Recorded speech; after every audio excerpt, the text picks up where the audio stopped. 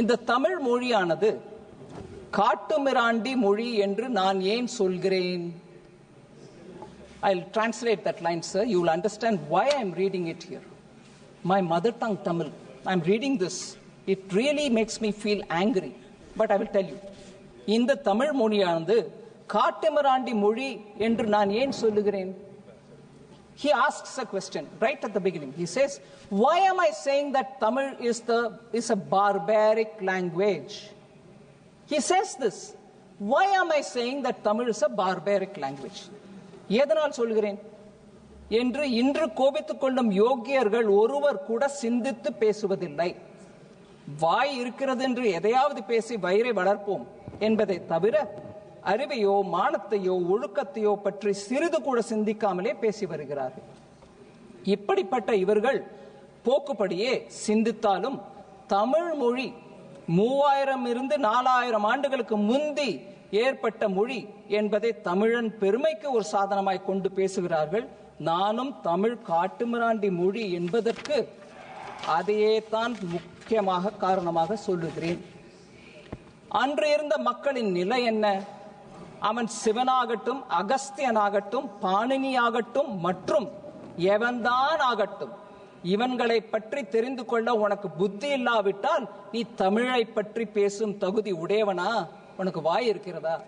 ஒரு தந்தை தன் மகனை பார்த்து ஒரு அக்கறையோடு ஆதங்கத்தோடு நீ இன்னும் நல்லா வரணும், சிறப்பாக செயல்பட வேண்டும் என்பதற்காக கோபத்திலே நீ உருப்பட மாட்டேன்னு சொல்றதுக்கும், அடுத்த தெருவுல ஊர் பேர் தெரியாத ஒருவர் தன் அதே வீட்டு குழந்தையை பார்த்து தரக்குறைவாக பேசுவதற்கும் வித்தியாசம் இருக்கிறது. பெரியார் எதற்காக சொன்னார் என்பதை அம்மையார் நிர்மலா சீதாராமன் அவர்கள் புரிந்து கொள்ள வேண்டும்.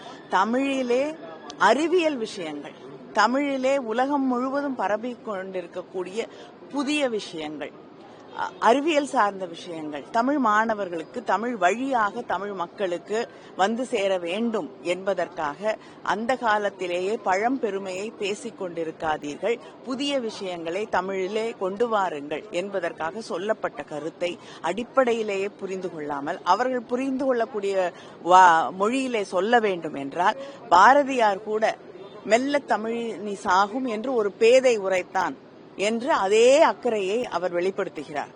அதற்கெல்லாம் கோபப்படாத அம்மையார் நிர்மலா சீதாராமன் போன்றவர்கள் பெரியார் சொல்வதை மட்டுமே திரும்ப திரும்ப திரும்ப பிஜேபி எடுத்து சொல்லிக் கொண்டிருக்கிறது. பெரியார் சொன்னது அக்கறையோடு, எங்களை அவமானப்படுத்துவதற்கோ அசிங்கப்படுத்துவதற்கோ இல்லை. பெரியார் எங்கள் தந்தை பெரியார் அவர்கள். அவர் பேசுவதற்கும் இன்னொரு மாநிலத்திலே இருக்கக்கூடிய ஒரு அமைச்சர் தமிழர்களை பார்த்து காட்டுமிராண்டிகள், அன்சிவிலைஸ்ட் என்று பேசுவதற்கும் வித்தியாசம் இருக்கிறது என்பதை அவர்கள் புரிந்து கொள்ள வேண்டும். அவமானப்படுத்துவதற்கும் அக்கறைக்கும் வித்தியாசம் இருக்கிறது என்பதை அவர்கள் புரிந்து கொள்ள வேண்டும். தந்தை பெரியார் இல்லாம இன்னைக்கு தமிழ்நாட்டுக்கு உயர்வே கிடையாது. தந்தை பெரியார் இல்லாம சமூக நீதி கிடையாது. தந்தை பெரியார் இல்லாம இன்னைக்கு பெண்கள் வளர்ச்சியும் கிடையாது. அப்படி இருக்கும்போது நம்முடைய ஒன்றிய நிதியமைச்சர் அவர்கள் ஒரு சராசரி அரசியல்வாதியை போல தனக்கு எல்லா விவரம் தெரிந்திருந்தும் இதை அரசியலாக்குகின்றார். இதை நாங்கள் கண்டிக்கின்றோம். தமிழ்நாடும் சரி, இந்தியாவும் சரி அதிகம் அவரிடம் எதிர்பார்க்கின்றது. இது போன்ற ஒரு சராசரி அரசியல்வாதியின் ஒரு மலிவான ஒரு கருத்துக்களை அவர்களிடம் நாங்கள் எதிர்பார்க்கவில்லை.